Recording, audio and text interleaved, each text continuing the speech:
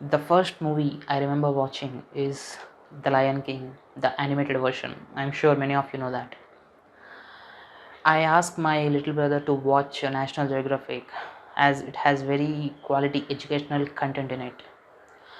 Recently, I got subscribed to the Hotstar VIP version, and being a soccer fan, I watch ESPN a lot. I used to watch it a lot, and whatnot. Avengers, I'm a big fan of Avengers.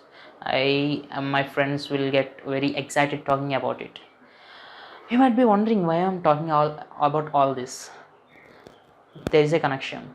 All these things belongs to one entertainment giant. It's nothing but Walt Disney, the man behind making Walt Disney a entertainment behemoth.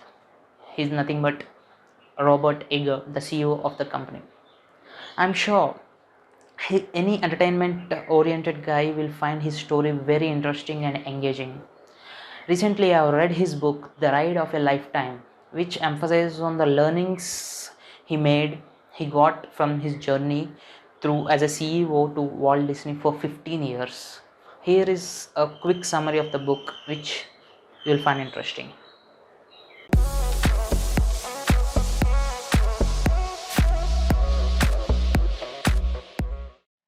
So, guys, basically, he explained his story into leading and learning and leading stages in his life. First, at the beginning, he has joined as a studio of supervisor. That is the basic job in ABC. But talent wherever it is, it comes out whenever there is opportunity or whenever we see things of our benefit. Similarly, the kind of thing has happened in his life. When there was some broadcasting issue happened with the Tokyo Olympics, which got cancelled at a stage, there is a gap of airtime in between programs. By standing day and night, he somehow managed to fill the gap in the airtime of that cancelled Olympics. And then that's the first time the management has understood his talent. And then there is no going back. He slowly got up to the ladder to the main management position of the ABC Sports. He's looking up to that. And something, and over that, in 1995, I guess, Disney has acquired ABC. See, even luck plays a good role. Although he has never opted, he never aimed for Disney. He's looking gave his responsibility of looking at total ABC as a whole. So that's how he has entered the Disney. And the things are not so good at Disney as well. Being a very big company, there are a lot of procedures, management, and intervention in day-to-day activities, which he felt a bit, uh, congested in executing his work. And he has some problem. He has shared some problem with the number one of the company to whom he is reporting. He, genuinely expressed in his book about the problem with the number one.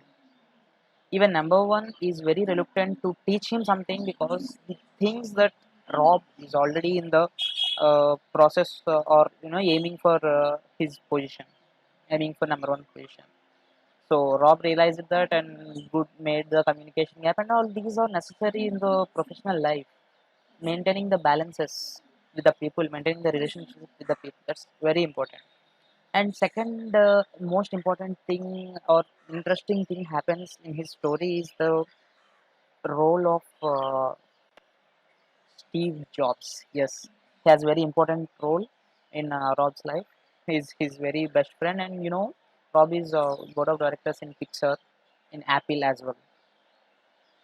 They have in 2006 itself understood the power of OTT platform. Steve Jobs has surprisingly bought a tablet kind of video player to him and asked him, "Do you know what it can do?" So they are ahead of 20, at least 15 to 20 years ahead of time. Their thought process are like that. Very interesting. The relationship between Steve Jobs and this Robert Eager is very well articulated. Very nice. And Funny part is that Steve Jobs is the owner of Pixar, and Robert has took a big decision to acquire Pixar itself. When he visited the studio of the Pixar, he was very much impressed by the technology they are using and all. So he took that very himmat wala decision. Many people has laughed at him, saying that Steve Jobs wouldn't agree to sell it. But the deal he has told all the happenings and non-happenings between him and the Steve Jobs discussion very well articulated. You definitely need to read it, and you will love the character of Steve Jobs in this in his. And then see, look at the scale as the business grows up. You have to look at the opportunities where you can reap the benefits of win-win that Stephen Orkovich says in his Seven Habits of Highly Effective People book. Here, he made friends in his network and never seen for his own benefit, but it's like win-win benefit for him. In that, in that pursuit of excellence, he acquired Marvel. In 2009 itself, Kevin Feige, the executive producer of entire Marvel Cinematic Universe, has a plan of crossover of the characters. You obviously know about Avengers, and in the the activity he mentioned in his book is very nice. Nice. Every Avenger fan will, franchise fan will love this. What he has done, how he has turned Marvel, given them the helping hand in building up in a massive scale.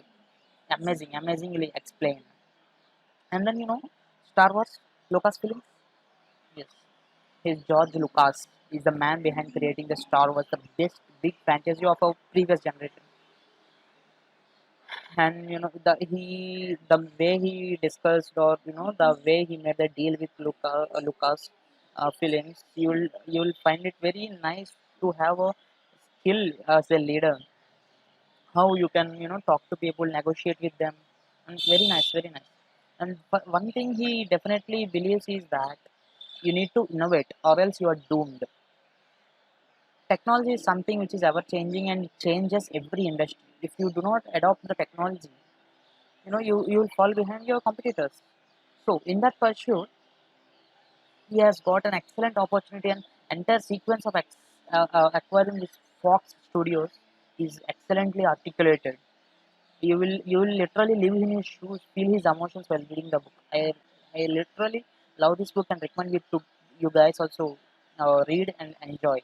You will definitely like it. Everyone who wants to become a leader, or who wants to go to great heights, there are definitely great learnings in each part of his journey, and you'll find it very interesting. Thank you. Hope you like this video and do read the book. Thank you. Thank you, guys.